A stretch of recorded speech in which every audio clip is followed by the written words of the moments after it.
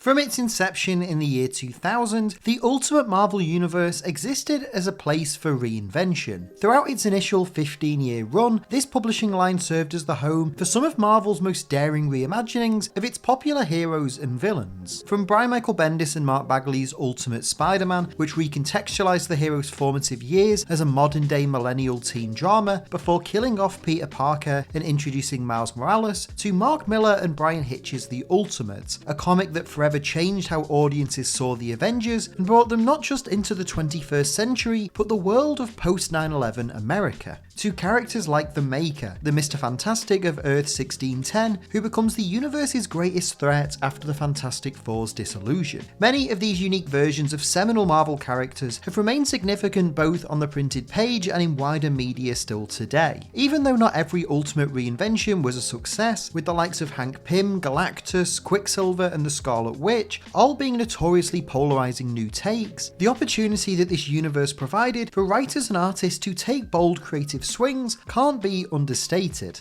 Currently, the Ultimate Marvel brand is experiencing a renaissance, with titles like Jonathan Hickman and Marco Cicchetto's Ultimate Spider-Man and Peach Momoko's Ultimate X-Men being amongst the hottest new series of any comic publisher. And with this in mind, I thought now would be a good time to dive back into the history of the original Ultimate Universe and reflect on some of its forgotten and often overlooked reimaginings of classic Marvel characters. So in this video, I want to explain the history behind 8 characters from Ultimate Marvel that you might not remember, discuss how the writers and artists reinvented them from their traditional counterparts, and why each of these unique characters failed to resonate with readers, and why, over time, they were all seemingly forgotten.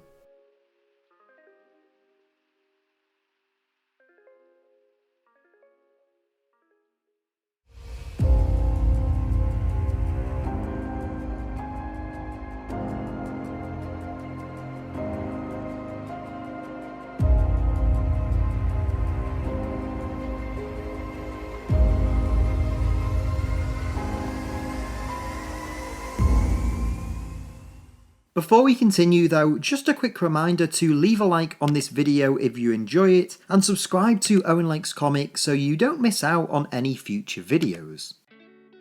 The first character I want to spotlight in this video is Deadpool. Today, Deadpool has become one of Marvel's most popular characters, even though he's been around for over 30 years, first appearing in New Mutants issue 98. Wade Wilson has exploded into mainstream culture in the past decade, thanks to his successful series of films starring Ryan Reynolds. This version of Deadpool, the wisecracking, fourth wall-breaking merc with a mouth, wasn't how the character was initially presented. Instead, Wade Wilson is a character who has continuously evolved throughout each era he's existed in, first being introduced as a sinister mercenary hunting members of the New Mutants, before joining X-Force and transitioning into an anti-hero, before again transitioning into the comedic self-aware powerhouse we know today. This is to say that when adapting Deadpool into the Ultimate Universe, there's a fair amount of different ways to approach the character, and different versions of him that the writers could specifically pull from. And given his close association with the mutant heroes, you would probably expect that Deadpool's ultimate debut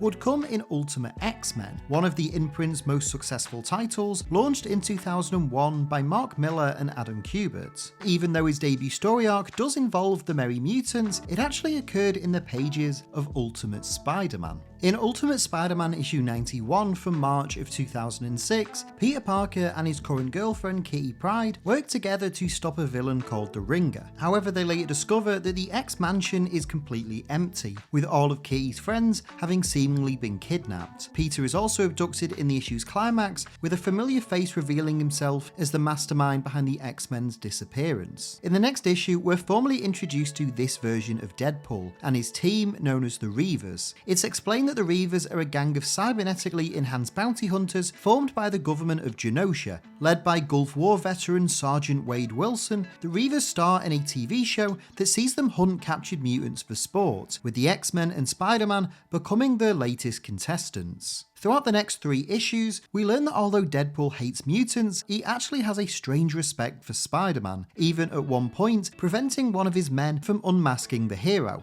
Nevertheless, Peter and the X-Men do eventually defeat the Reavers, with Wade being unmasked himself to reveal a face with no skin contained within a transparent helmet. Deadpool's unmasking leads the mercenary to lose control, triggering a massive explosion and seemingly killing himself in the process. But at the end of Ultimate Spider-Man issue 94, when Peter and the X-Men leave the island they were held hostage on, Wade Wilson is revealed to still be alive. Following this story arc, Deadpool wouldn't appear in another Ultimate Marvel story, with his only subsequent comic appearance being a minor role in the 2013 limited series Deadpool Kills Deadpool, where he's assassinated by his Earth 616 counterpart.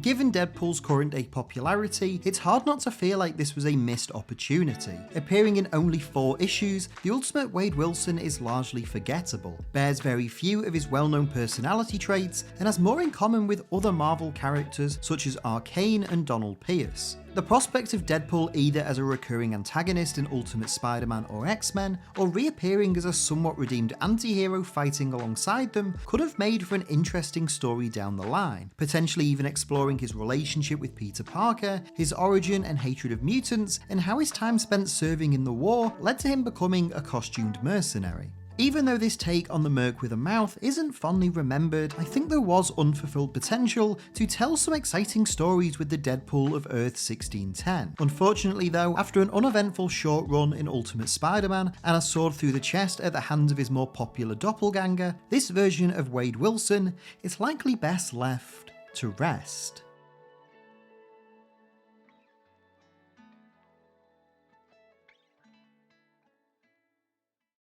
Whilst Deadpool became an overnight sensation thanks to 20th Century Fox's series of films, another character general audiences have become familiar with is Captain Marvel. Now, the comic history of this character is somewhat complicated. Born out of a legal dispute between DC and Fawcett Comics over the rights to the character later renamed Shazam, Marvel created their own version of this hero in December 1967. In the pages of Marvel Superheroes issue 12, in a story written by Stan Lee with art by Gene Colan, readers were introduced to Mar-Vell, a soldier from the faraway Kree Empire who is sent to Earth in advance of an invasion before switching sides and becoming Earth's intergalactic protector. This original version of Captain Marvel wasn't a tremendous success. Despite the efforts of Roy Thomas, Gil Kane and Jim Starlin to rework Mar-Vell, the character was eventually killed off in 1982. The Captain Marvel title was passed down to several other heroes, most notably Carol Danvers, who first appeared in the very same issue as Mar-Vell and had previously served as his partner Miss Marvel. Although there have been several characters to carry the Captain Marvel name, when it came to adapting them into the Ultimate Universe, the company decided to go back to the hero's roots. In the pages of Ultimate Secret issue 1 from March 2005, Warren Ellis and Steve McNiven introduced a brand new version of Mar-Vell.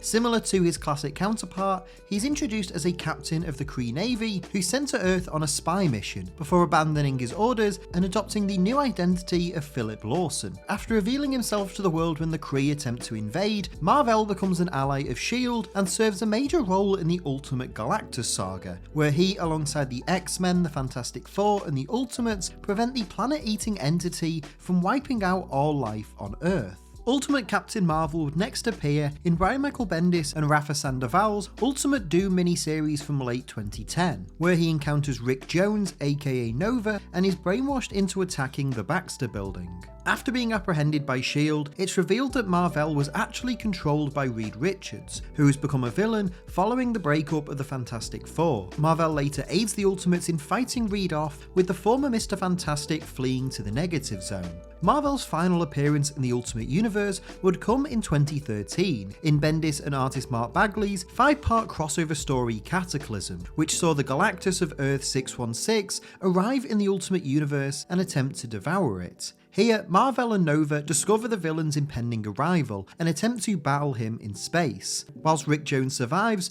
Mar-Vell is mortally wounded in the battle, dying on the Kree homeworld of Hela with Jones by his side, who adopts the Captain Marvel name in his absence. Despite appearing in comics for almost 10 years, this version of Captain Marvel didn't make much of an impact within the broader Ultimate Universe or amongst much of the company's readership. While his introduction story was a fun reimagining of his first appearance, and his bond with Rick Jones was used well in both Ultimate Doom and Cataclysm, there is honestly very little to say about this version of Mar-Vell. Even though he does retain much of the lore associated with the classic character, he never received his own standalone title, and outside of Ultimate Secret, he mostly exists as a background character, or one of many heroes in an ensemble. With the added foresight of where the Captain Marvel character would go in subsequent years, I think there was a lot of unexplored potential with the Ultimate Universe's version of this hero, and outside of a small handful of memorable moments, Mar-Vell's story is largely and unfortunately forgettable.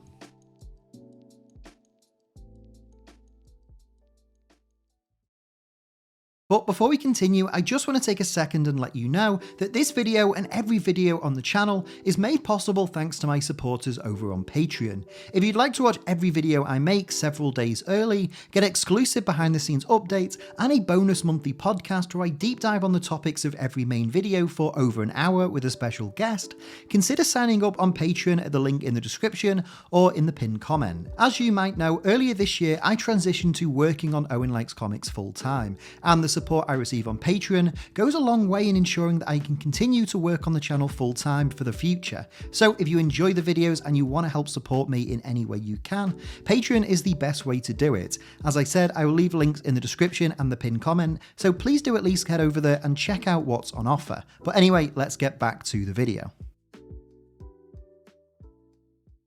Speaking of characters who have achieved immense success thanks to the MCU, Thanos has become the unquestionable final boss of the Marvel Universe due to his role in the franchise's long-running Infinity Saga. Initially created by Jim Starlin and Mike Friedrich, the Mad Titan has been one of Marvel's most feared antagonists since 1973. After clashing with Tony Stark in Invincible Iron Man number 55, Thanos regularly encountered the Avengers, Captain Marvel, Adam Warlock, and the Infinity Watch throughout much of the 1980s and 90s. And even though modern day Thanos is best associated with Earth's mightiest heroes, the Ultimate Universe's take on Thanos was introduced for a very different foe. Ultimate Fantastic Four was the last of the original 4 flagship titles launched by Marvel Comics. First co-written by Mark Millar and Brian Michael Bendis, the series would reimagine the company's first family as a group of 20-something scientists who gained powers after a botched trip to the negative zone. While the other Ultimate titles had a clear narrative voice and consistent creative team, such as Bendis and Bagley on Ultimate Spider-Man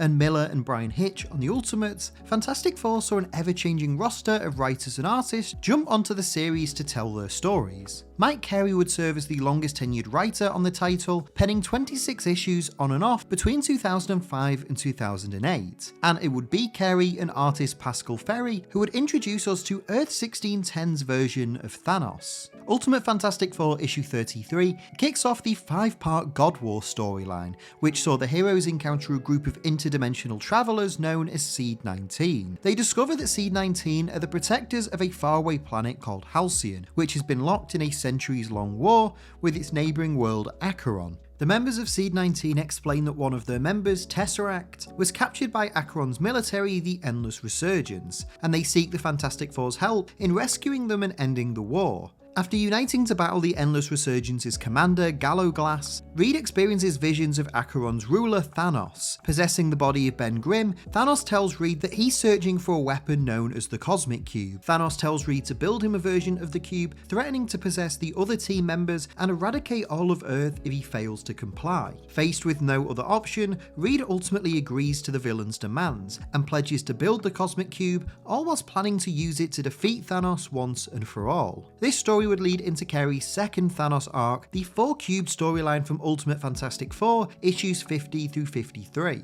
Here, Reed has finally built the cube, and as the Fantastic Four return from a mission to Siberia, they find that Thanos has attacked New York City and transported part of it to his homeworld. With the planet at stake, Reed wields the Cosmic Cube as he confronts Thanos. Initially refusing to hand over the weapon, the Mad Titan insists that the pair decide its fate through combat, resulting in them both grabbing the cube, causing Reed to experience a vision of his abusive father. Reed is stunned by this, and Thanos is able to gain control of the cube. Meanwhile on Earth, the Ultimates investigate Thanos' abduction of Midtown before the villain appears before them with the Fantastic Four now brainwashed by his side. Thanos easily defeats the Ultimates and sets a plan to terraform Earth in his image, and puts the Ultimates under his control. As all hope seems lost, Mr. Fantastic reappears and saves his partners from their mind control before facing off with Thanos again. This time though, Reed has a plan. Having built a failsafe into the Cosmic Cube, he challenges Thanos to state his ultimate desire. The villain responds with death before massive amount of energies exude from the weapon, seemingly killing the Mad Titan. The Ultimates awaken from their brainwashing as Reed wields the cube to undo all of Thanos' devastation, explaining that he trapped the villain in a time loop inside the cube where he will forever search for his unreachable desire.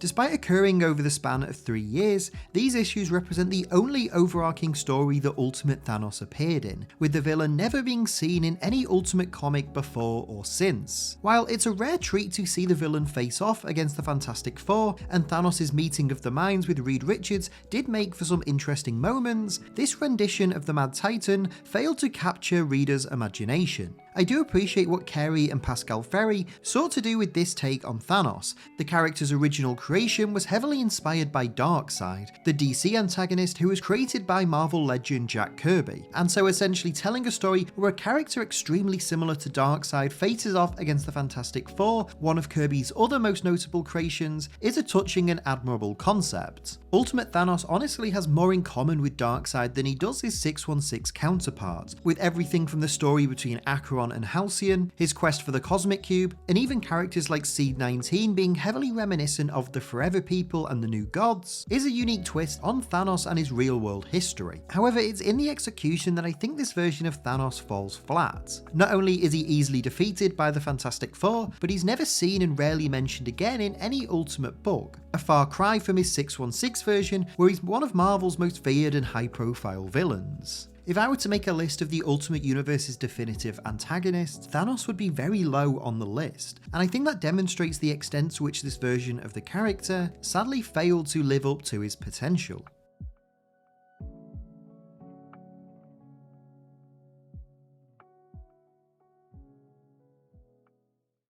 So far, this video has mostly looked at forgotten Ultimate Marvel characters whose live-action counterparts have achieved mainstream success thanks to the MCU, but I want to switch gears for a moment and look at the polar opposite, an original character created exclusively for Earth 1610 who drew more inspiration from Batman than any of Marvel's roster of heroes. In September 2002, Marvel released Ultimate Adventures, a 6-issue series that introduced readers to the billionaire vigilante Hawkowl, as well as his sidekick Woody. To explain who these characters are, why they exist, and why you probably haven't heard of them before, I invited my friend Sal from the channel ComicPop to come and explain a little bit about the history of Hawkowl and Ultimate Adventures the series. Take it away, Sal.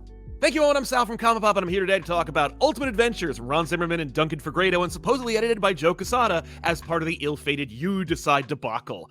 If you strip away all the You Decide stuff and look at it as a comic book, it is entirely forgettable. It is completely forgotten by the modern zeitgeist of comic book reading audiences, and if you look at it just as a comic book itself, it's a 6-issue miniseries that took almost 2 years to come out that is essentially the rise of the Robin parody sidekick. The whole thing is told more or less from the perspective of the young boy who would become Robin, or in this book, Woody, also known as Hank Kipple, a young orphan of the state. He's got a massive chip on his shoulder. I could see this being a treatment for a show or a movie where you would actually maybe sympathize with him. And I think as you get deeper and deeper, because he's clearly the protagonist of the story, he is sympathetic. There is actual work and craftsmanship going on here, though I will say that Duncan Fegredo's art does a lot of the heavy lifting. This book is a parody, humor lens through which we can look at a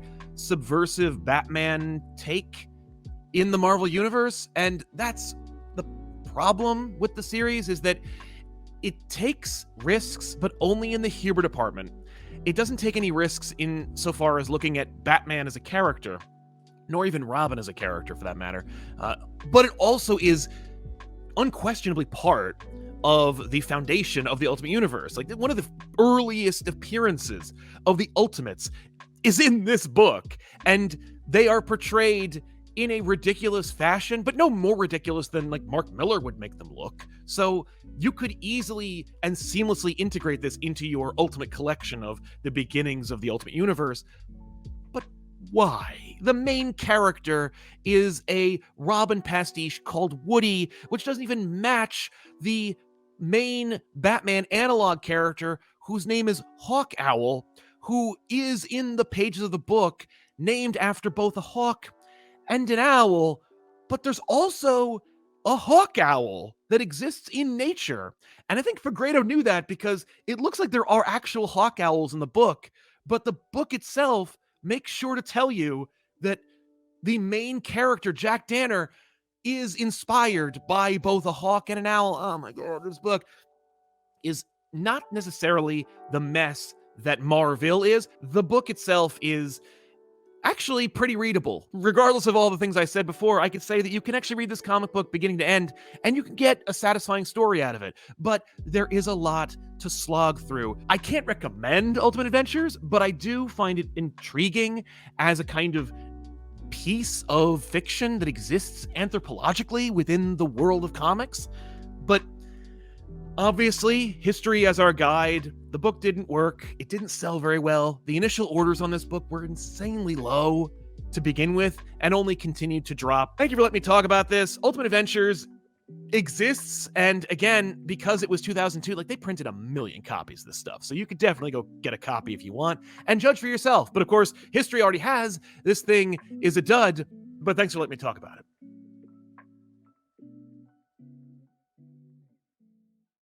She-Hulk has been an integral Marvel character ever since her debut in 1979, appearing as a solo hero alongside her cousin the Incredible Hulk, as well as being a member of both the Avengers and the Fantastic Four. Created by Stan Lee and John Buscema, She-Hulk hasn't just remained a popular hero in Marvel's ever-expanding universe, but she served as a trailblazer for new approaches to comic book storytelling, becoming one of the first characters to ever break the fourth wall and telling numerous stories that focus on meta-commentary and her awareness of being within the printed page. With all of this in mind, it wasn't until recently that I actually became aware that She-Hulk existed in the Ultimate Universe, and she does so in a way that you might not expect. While Jennifer Walters is the character most associated with being the Jade Giantress, on Earth 1610, the woman transformed was actually Betty Ross, Bruce Banner's long-term love interest. Betty is first introduced in Mark Millar and Brian Hitch's Ultimates from 2002, where she's depicted as Bruce's ex-girlfriend and the public relations officer for the Ultimates. Bruce's recent separation from Betty and his jealousy when she begins dating again serves as the catalyst for his arc in the story, turning himself into the Hulk and rampaging throughout New York City in issue 5. The Hulk's rampage and subsequent fight with the Ultimates is followed up on in the sequel book Ultimates 2, where we see Betty and Bruce start to reconcile before the Hulk's identity is leaked to the world. After Banner is found guilty of the deaths of hundreds of people, he fakes his own death and flees to the Himalayas, leaving Betty behind in New York. This plot point is continued in Damon Lindelof, Lionel Francis Yu, and Dave McCaig's 6-issue miniseries Ultimate Wolverine vs. Hulk, released between December 2005 and May 2009. Here, Nick Fury deploys Wolverine to track the Hulk down after he's revealed to be alive, and it's during this mission that Betty reappears after receiving a mysterious phone call in the night and believing it to be from Bruce. Desperate to discover Banner's whereabouts, Betty seeks out his cousin Jennifer Walters, a renowned scientist who has continued Bruce's research into genetic enhancements. Jennifer demonstrates the changes she's made to her cousin's work, with the Hulk serum still granting its recipient enhanced strength and size, but now without any of the animalistic rage. After Betty discovers S.H.I.E.L.D.'s plan to execute the Hulk, she steals both the serum and a Quinjet and injects herself with it whilst flying to Asia. She crash lands in the middle of a violent battle between Hulk and Wolverine, temporarily disarming Banner before he becomes incredibly enraged by her presence. This leads to a fight between Betty and Bruce until S.H.I.E.L.D. detonates a nuke on the trio. Due to the nature of their powers though, the bomb doesn't kill Betty, Bruce or Logan, and instead the trio disperse. After a brief encounter with Wolverine, She-Hulk is later captured and taken into S.H.I.E.L.D. custody, where Nick Fury explains that she is to remain imprisoned indefinitely as her captivity will enable S.H.I.E.L.D. to weaponize and control the Hulk once again. Following the events of Ultimate Wolverine vs. Hulk, She-Hulk is never actually seen again in an Ultimate comic, with the only real reference to her fate coming in 2012 in Ultimate Comics The Ultimates number 7, where it's mentioned that Betty is still being held in the classified S.H.I.E.L.D. prison, the Cube. For a character as significant and long-lasting as She-Hulk, her Ultimate Marvel counterpart was sorely underutilized. Despite how you may feel about the change of this version being Betty Ross instead of Jennifer Walters, outside of her small role in Ultimate Wolverine vs. Hulk, a book that was notoriously met with extensive delays, the character never reappears and is only sparingly even referenced. I actually hadn't even read this series until very recently, and wasn't even fully aware that a version of She-Hulk existed in the Ultimate Universe. And when thinking about how large Bruce's role in Earth 1610 was, both as a hero and a villain, I think it's extremely disappointing that neither Betty Ross or Jennifer Walters does anything of note in this universe beyond this short and mostly forgotten storyline.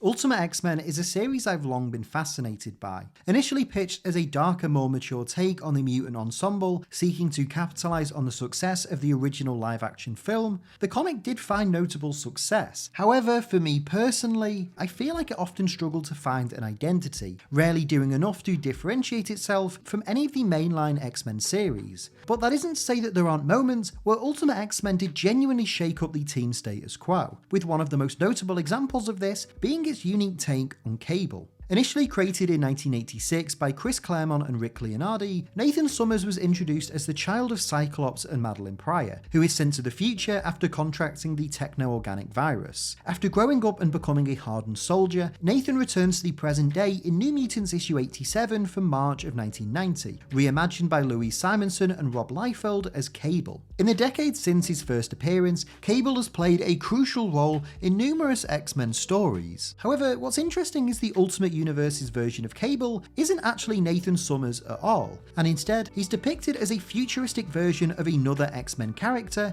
sent back to prevent a dark dystopian future. In Ultimate X-Men number 75 from October 2006, Robert Kirkman and Ben Oliver introduce readers to Earth 1610's take on the character. Here, Charles Xavier is alone with Nightcrawler, having placed him in a coma due to the mutants suffering a breakdown and attacking his teammates. As Charles promises Kurt he'll do everything possible to help him, a portal suddenly opens, and from the other side enters Cable. Wielding a large gun, Cable declares that Xavier must die, resulting in the Professor using his psychic powers to subdue him as the other members of the X-Men arrive. Cable bests the likes of Cyclops, Shadowcat and Colossus, but it's when he comes face to face with Wolverine that things take a surprising turn, as Logan launches himself at the intruder only to find his torso slashed in the process, with Cable revealing himself to actually be Wolverine from the future. After fighting his way through the mansion and kidnapping Jean Grey, the X-Men regroup before they're suddenly met by another time traveller. This individual reveals himself to be Bishop and demands to know Cable's whereabouts,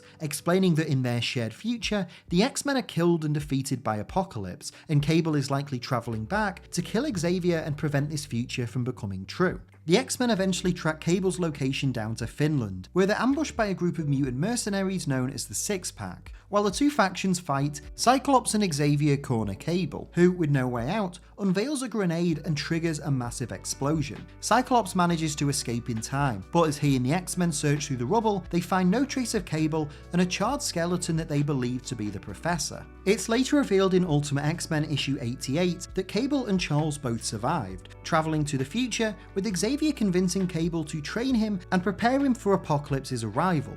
The villain is ultimately awoken in issue 91, unleashing a path of destruction that the combined might of the X-Men, Spider-Man and the Fantastic Four all fail to stop. As all hope appears lost, Xavier and Cable return to the present day, with Charles now able to walk again and donning an Onslaught-inspired armour. Cable and the X-Men form an uneasy alliance as the Professor battles Apocalypse. The villain is eventually defeated after Jean Grey unleashes the Phoenix Force and kills the Ancient Mutant. With Apocalypse gone, the X-Men regroup and Cable fades from existence, with his mission to prevent the team's annihilation now accomplished. Although the decision to make this version of Cable a future version of Wolverine instead of Nathan Summers was quite controversial at the time, in retrospect I think this is an example of the Ultimate Universe reinventing a beloved character in a very unique and interesting way. Kirkman's take on Cable borrows a lot from stories like Days of Future Past, and puts an incredibly unpredictable spin on a tale many fans already know from previous X-Men comics. The twist of Cable's identity may have been polarizing at the time, but I do think it largely works within the context of this series, especially with the X-Men's battle against Apocalypse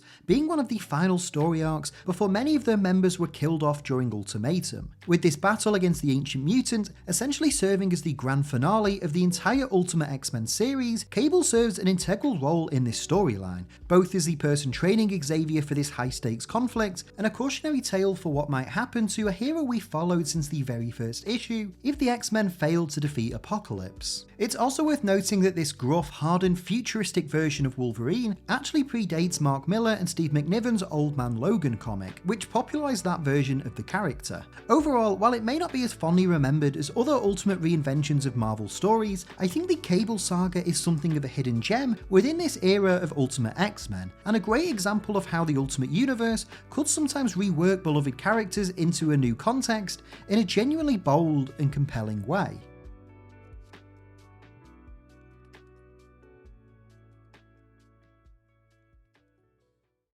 The next character I want to spotlight in this video is the Vision, but since he's been reading a lot of Ultimate Comics lately, for his deep dive on the X-Men, I'm going to hand the video off to my friend Alex Lennen, who's going to come and talk you through the fascinating history behind the Ultimate version of the android hero. Now, there are technically 3 Visions in the Ultimate Universe. The first, and really the only one worth talking about, was created by Warren Ellis and Trevor Hairsine in their miniseries Ultimate Nightmare. This version of Vision was created 500 million years ago, to be used as a tool to combat Galactus, a giant swarm of robotic drones which traverses the universe, annihilating all life in its path.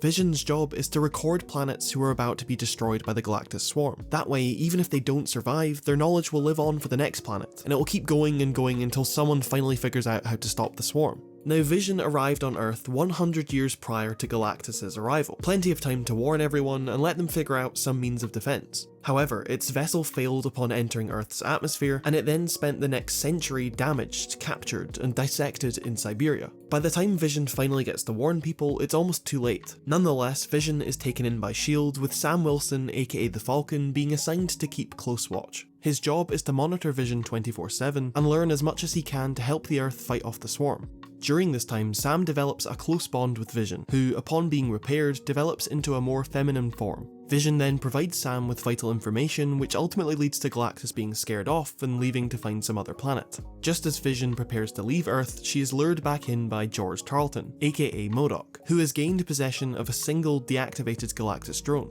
Now, MODOK claims to be on the side of the Angels. He says he can get this drone to send a signal to the rest of the swarm, telling them to self-destruct and thus eliminating the threat of Galactus from the universe. Seems noble enough, and all he needs is for Vision to plug herself into the drone, acting as the interface he can use so he can actually give the drone commands. Of course, this turns out to be manipulation. MODOK instead wants to use the Galactus module to hold the world ransom because he's just so evil and horrible. In the end, Vision manages to stop MODOK's plan, defeating him and the Galactus drone with the help of Sam. The day is saved, with Vision and Sam having become closer as a result. I don't think it's really fair to compare Ultimate Vision with the main universe one, given that the main Vision has over 1,000 appearances and has developed over years and years, while Ultimate Vision got 1, maybe 2 stories to herself, but I still think she's a pretty good character given the short time she had. It's nice seeing her learn to care for humanity and watching her develop emotional bonds with Sam or Dima, the little girl she meets on MODOK's space station, who is also artificially created. It's also satisfying seeing her get some closure, having fought Galactus for millions of years and then finally getting a win.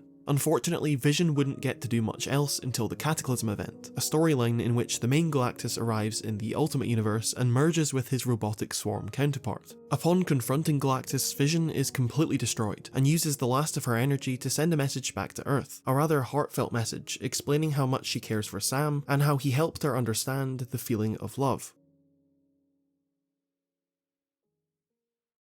The final character I want to discuss in this video is actually the last to chronologically be introduced, debuting in August of 2009 in Ultimate Comics Avengers issue 1. The Red Skull has served as Captain America's arch-nemesis since the pair were first introduced in 1941. Originally featured as a Nazi commander and foe of Steve Rogers in the Second World War, before making his way to the present day, the Red Skull has had many different names throughout his existence, from George Maxson, Albert Malik, and most notably Johann Schmidt. But a name that few would expect to be associated with the villain is Rogers, but in the world of the Ultimate Marvel Universe, that's exactly what the Red Skull is, as this version of the character is the illegitimate son of Captain America. Although Steve Rogers' backstory was largely told in Miller and Brian Hitch's Ultimates comic from 2002, the writer returned to Cap's life in the Second World War during his Avengers series several years later. Here, we learn that before Steve was frozen in ice, his then girlfriend Gail Richards had become pregnant, and after his disappearance, Gail was convinced by the US military to hand over their newborn child for its safety. As the child grows up, he's trained to become a super soldier like his father. But after becoming an adult in the early 1960s, he escapes from the military and unleashes a murderous rampage across America, going as far as killing President John F. Kennedy before carving off the actual flesh from his face. In the present day, the Red Skull exists as a notorious domestic terrorist with ties to the scientific research group AIM. During the events of Ultimate Comics Avengers, the villain breaks into the Baxter Building and steals Reed Richards' cosmic cube, which causes him to come into conflict with his long-lost father, revealing his identity to Cap before escaping with the cube. As S.H.I.E.L.D. sends the Ultimates to try and apprehend the Red Skull, Steve goes rogue and hacks into a S.H.I.E.L.D. database, discovering the truth about his long-lost son. Cap and the Ultimates both race to Alaska, where the villain is hiding out and planning to use the Cosmic Cube to rewrite history in his image. As he uses the cube to fight the Ultimates though, Steve arrives in a jet and crashes into his illegitimate child, impaling him and allowing S.H.I.E.L.D. to obtain the cube and take the Red Skull into custody. Here, the villain actually reveals his master plan, explaining that he wanted to use the cube to go back and prevent his father from falling in the ice, and giving himself a chance to have the family he never could. While Steve comforts an elderly Gale, Fury has the Red Skull executed, forever burying the secret of Captain America's long-lost son. As you might imagine, I have a lot of complicated feelings about this character. One bit of praise I will give is that Miller and Carlos Pacheco's take on the Red Skull is a bold reinvention of the villain. Taking the core premise and very little else,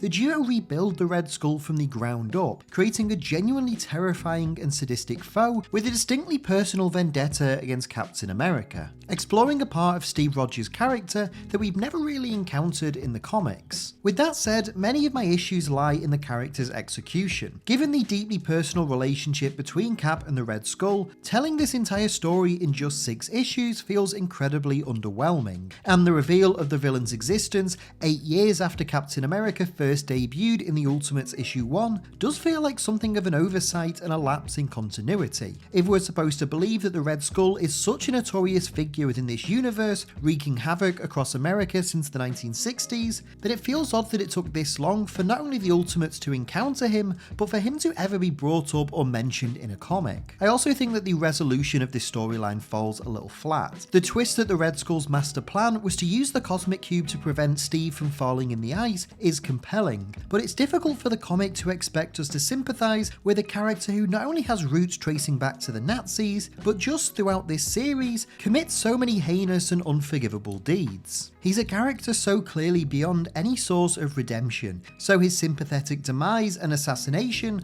honestly feels like a cheap way to write out this character. I've said it multiple times in this video, but it bears repeating. I do think there was potential for Ultimate Red Skull to return and be further explored in subsequent books, even if by 2009 the Ultimate Universe had lost much of its momentum and attention from mainstream readers. There are a lot of genuinely interesting ideas at play throughout his appearances in Ultimate Comics Avengers, but with how quickly his arc is resolved and is unceremoniously killed, it's far too abrupt to make the impact expected for a villain with the stature and longevity of the Red Skull.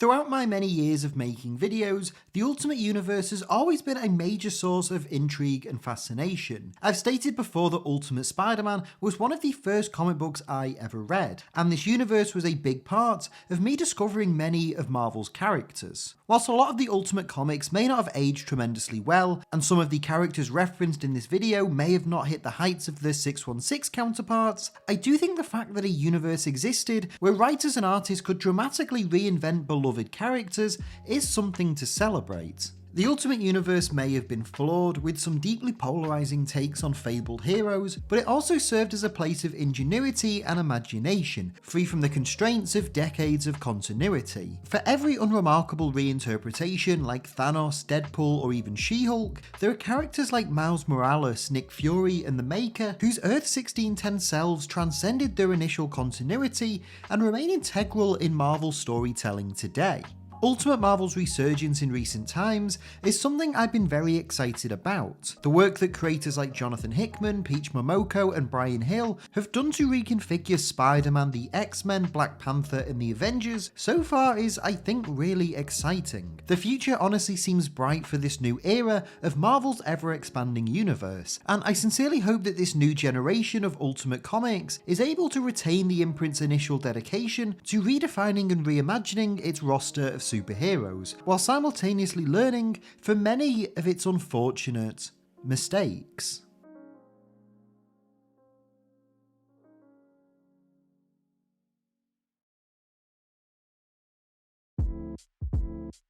Hey everyone, thank you so much for watching today's video. I hope you enjoyed it. If you did, please make sure to leave a like on this video and leave a comment down below as well. Let me know your thoughts on everything we talked about in today's video. I can't wait to hear what you have to say as always. If you're new to Owen Likes Comics, please make sure to hit the subscribe button and the notify bell so you don't miss out on any future videos. And if you enjoyed this and you want some more, there should be some other videos on screen right now that you might also enjoy.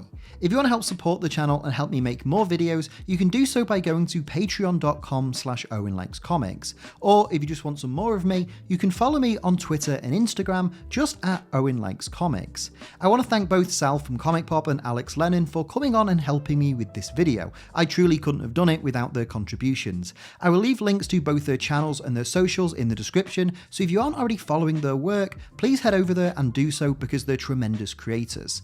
But thank you for watching this video. I hope you enjoyed it, and hopefully I will see you next time. But until then, take care and keep reading.